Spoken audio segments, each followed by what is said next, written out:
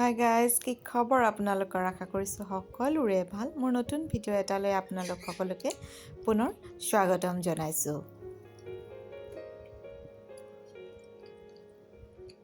আলু পৰঠা বনাম বুলি ভাবিলোঁ, তো এনেকৈ মই আলুখিনি গোটা গোটাকৈ বইল কৰি লৈছোঁ।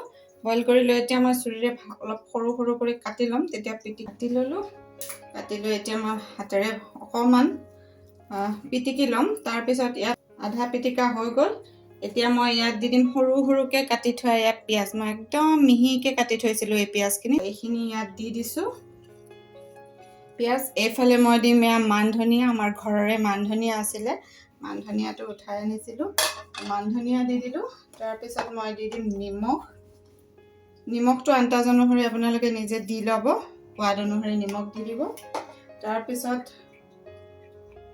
অকণমান দি দিম আমচুৰ পাউডাৰ। আমচুৰ পাউডাৰটো বেছিকৈ নালাগে, আমচুৰ পাউডাৰ বেছি দিলে কি হ'ব, টেঙা হৈ যাব। আমচুৰ পাউডাৰটো এনেই টেঙা, গতিকে বেছিকৈ দিলে টেঙা হৈ যাব, সেইটো কাৰণে মই বেছি দিয়া নাই, অকণমান দিছোঁ। এয়া দিছোঁ কি চাট মছলা। চাট মছলাটো অকণমান বেছিকৈ দিলে একো নাই, চাট মছলা বহুত টেষ্টি হয়। আমি চাট মছলা খাই গোটেই ঘৰৰ মানুহখিনিয়ে ভাল পাওঁ, সেইকাৰণে মই অকণমান বেছিকৈ দিছোঁ। তাৰ লগতে আৰু এটা বস্তু দিম, সেইটো দিম অকণমান জিৰাৰ গুড়ি। জিৰাৰ গুড়ি অকণমান দি দিছোঁ।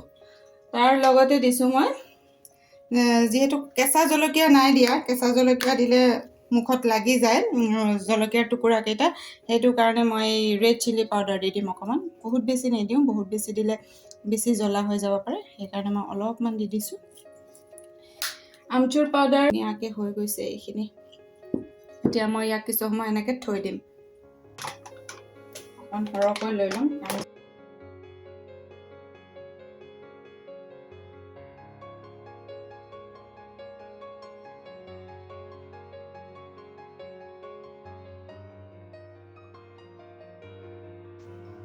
হাতেৰে ভালদৰে মুঠি কেইটামান আজৱাইনো দি লৈছোঁ ইয়াতে। তাৰপিছত অকণমান ৰিফাইন তেল দি দিছোঁ। ৰিফাইন তেল দি এইখিনি ভালদৰে মই এতিয়া মিক্স কৰি ল'ম। তাৰপিছত অকণমান অকণমান পানী দি পেলাই গোটেই আটাখিনি মঠি ল'ব লাগিব। অকণমান অকণমান পানী দিব লাগিব, বেছি একেলগতে বেছি পানী দিলে লিকটীয়া হৈ যাব। চাওক, আমাৰ ধুনীয়া ডো ৰেডি হৈ গৈছে। এতিয়া মই এখন ভাল চাফা কাপোৰেৰে পানীৰ ধুই 15 মিনিটছৰ কাৰণে আটাখিনি ৰেষ্ট হ'বলৈ দিম। 15 মিনিটছ পিছত আটাখিনি চাওক, ডোটো কিমান ধুনীয়া এটা ছফ্ট হৈছে। আৰু মই কেইটামান সৰু সৰু লাড্ডু বনাই ল'ম। সৰু সৰু নহয়, পৰঠাৰ কাৰণে অকণমান ডাঙৰ লাড্ডু বনাব লাগিব। মই 3টা ডাঙৰ ডাঙৰ লাড্ডু বনাই লৈছোঁ, যিহেতু এখন এখন পৰঠাই আমাৰ কাৰণে এজনৰ কাৰণে চাফিচিয়েণ্ট হৈ যায়, গতিকে মই 3টা ডাঙৰ ডাঙৰ লাড্ডু বনাই লৈছোঁ। আৰু ৰখি যোৱাখিনি মই এটা বাতিত থৈ দিছোঁ। সেইখিনি ফ্ৰিজত ভৰাই থৈ দিম, কাৰণ পিছদিনা আকৌ ভিতৰ ফালে ইউজ কৰিব পাৰিম। এটা গাঁত বনাই ল'ম। পাছত এনেকুৱা হোল টাইপৰ এটা বনাই ল'ম। আঙুলিৰে এনেকৈ আঙুলি এটা ভিতৰলৈ দি দি লাড্ডুটো ঘূৰাই থাকিলে ধুনীয়া এটা হোল হৈ যাব। চাওক, এইটো হৈ গ'ল। এতিয়া ইয়াত আলুৰে ফিল কৰি দিম।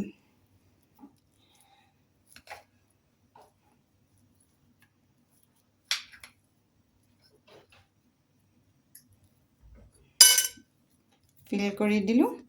দি পেলাই বুঢ়া আঙুলিৰে আলুটো ভিতৰলৈ ঠেলি ঠেলি আটাটো হাতৰ তলুৱাৰে ওপৰলৈ আনিম।